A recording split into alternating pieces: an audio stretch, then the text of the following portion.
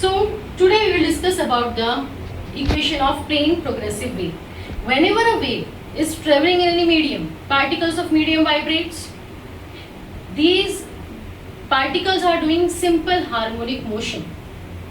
जितने भी particles हैं वाइब्रेट कर रहे हैं वो एक्चुअली क्या है, सिंपल हार्मोनिक मोशन कर रहे हैं.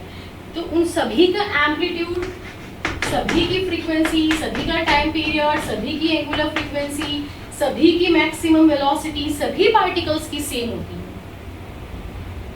पर एक बात और, जो पार्टिकल का एम्पलीट्यूड है वही वेव का है, जो पार्टिकल की फ्रीक्वेंसी है वही वेव की है, जो पार्टिकल का टाइम पीरियड है वही वेव का टाइम पीरियड है, जो पार्टिकल की एंगुलर फ्रीक्वेंसी है वही वेव की भी एंगुलर फ्रीक्वेंसी होती है. But one thing which is very important to note is that particle velocity is not equal to the velocity of wave velocity. Particle is doing simple harmonic motion, suppose in y direction. So velocity of particle can be written as omega under root a square minus y square. In its velocity value is changing at every instant, but this is not equal to the wave velocity. Because wave velocity is n lambda, which is constant. It is not changing with time. But particle velocity, particles are doing SHM. Their velocity is changing at every instant. This is very important thing to note. Otherwise, जो particle का amplitude है, frequency है, time period है, angular frequency है, वही wave की है, ठीक है, बट वेलोसिटी नहीं है. Now we will do the derivation of plane progressive wave. For that, we will assume, suppose crest and troughs are forming when the wave is propagating in medium. This particle is doing SHM, this particle is doing suppose SHM, all are doing SHM. So, what is the equation? Y is equals to A sin omega t. अब particle और इस particle के बीच में phase difference कितना था? 2 पाई. तो इस particle और इस पार्टिकल के बीच में भी फेज डिफरेंस होगा. ये पीछे है, phi, suppose phi phase difference पीछे है. तो फॉर इस पार्टिकल के लिए मैं इक्वेशन क्या लिख सकती हूँ? y is equals to a sin omega t minus phi, क्योंकि ये पार्टिकल इस वाले पार्टिकल से फाई फेज डिफरेंस पीछे है. Now we know very well when path difference is lambda, the phase difference was 2 pi. When path difference was lambda, phase difference was 2 pi. So when path difference is 1, what is phase difference? 2 pi by lambda. When suppose this particle is at x distance, suppose this particle is at x distance, so what will be the path difference? X. If x is the path difference, what is the phase difference? 2 pi by lambda into x. I am again repeating, when path difference is lambda, phase difference is 2 pi.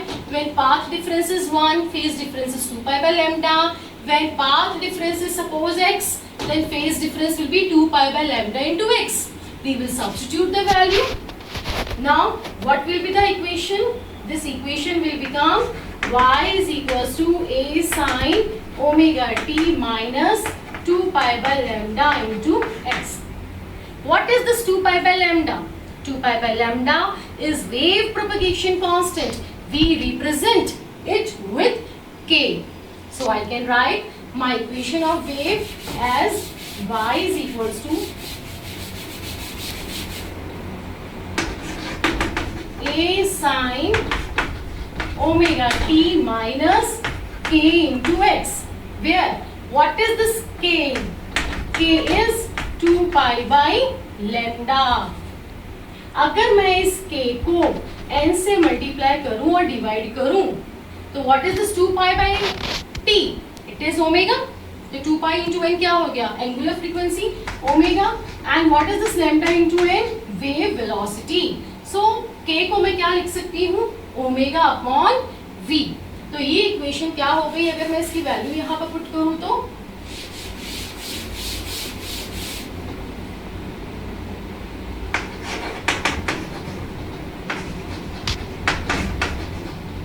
अगर मैं यहाँ से omega की value common लेती हूँ तो ये हो जाएगा t माइनस के अपॉन ओमेगा इंटू एक्स.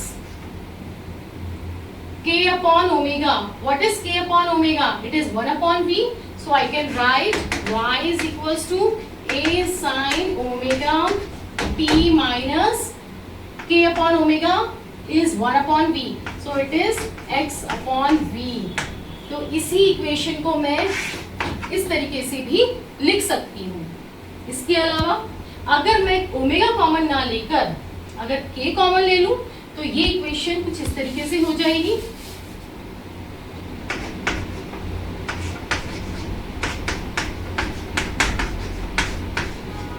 अगर omega upon k, what is omega upon k? It is velocity. तो इस इक्वेशन को कैसे लिखा जा सकता है?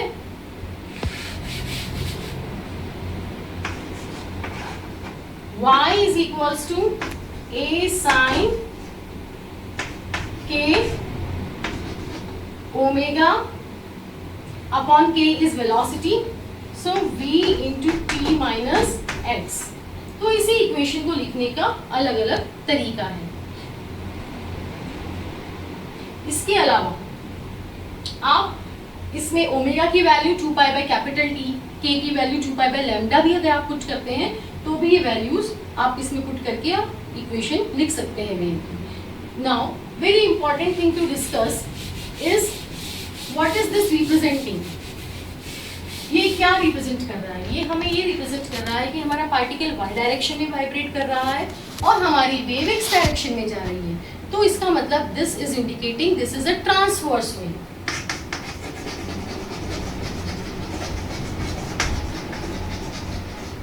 यहाँ पर नेगेटिव है साइन, ये इंडिकेट करता है कि हमारी वेव पॉजिटिव एक्स डायरेक्शन में जा रही है.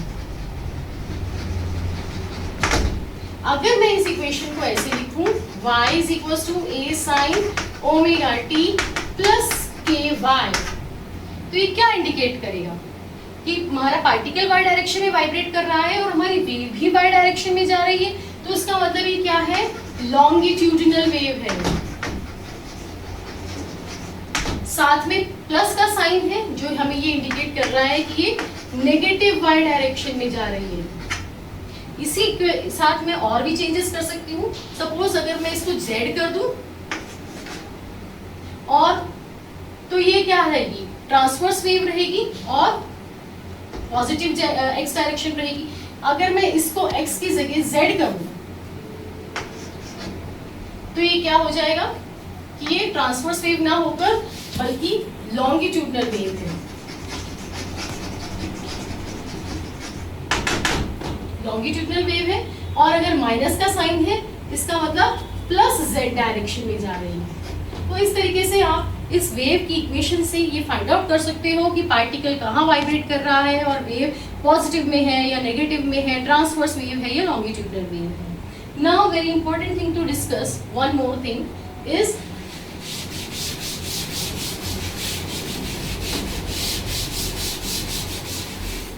आप किसी भी क्षण पार्टिकल की वेलोसिटी भी फाइंड आउट कर सकते हो.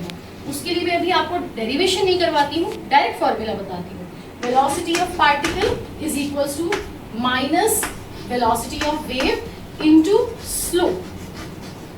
सपोज करो ये कोई वेव ट्रैवल कर रही है x डायरेक्शन में और पार्टिकल मेरा है y डायरेक्शन में वाइब्रेट कर रहा है. अगर मैंने कहा मुझे इस A पॉइंट पर पार्टिकल की वेलोसिटी बताओ कि पार्टिकल पॉजिटिव y डायरेक्शन में जा रहा है कि नेगेटिव y डायरेक्शन में जा रहा है, तो मैं क्या करूंगी? इस पॉइंट पर एक स्लोप, एक टेंजेंट ड्रॉ करूंगी और स्लोप फाइंड आउट करूंगी. ये स्लोप क्या है? नेगेटिव. तो इस इक्वेशन में अगर मैं पुट करूं तो मेरे पास क्या आएगा? v is equals to minus velocity क्या है? पॉजिटिव डायरेक्शन में है क्योंकि वेव पॉजिटिव डायरेक्शन में जा रही है. स्लोप क्या आ गया? नेगेटिव. यानी कि नेगेटिव नेगेटिव हो गया पॉजिटिव. इसका मतलब ये पॉजिटिव जेक है यानी कि ऊपर की तरफ जा रहा है पार्टिकल. अगर मैं यहाँ वाले पार्टिकल की बात करूंगी तो यहाँ पर जो स्लोप है वो आएगा पॉजिटिव. तो ये पॉजिटिव और ये नेगेटिव, कुल मिलाकर वेलोसिटी ऑफ पार्टिकल यहाँ आएगी नेगेटिव. इसका मतलब पार्टिकल मेरा डाउनवर्ड जाने की नीचे की तरफ जा रहा है. तो इस तरीके से मैं किसी भी पॉइंट पर ये पता कर सकती हूँ कि मेरा पार्टिकल ऊपर की तरफ जा रहा है या नीचे की तरफ जा रहा है. In this way I have not written the derivation, but this is the formula direct you can learn.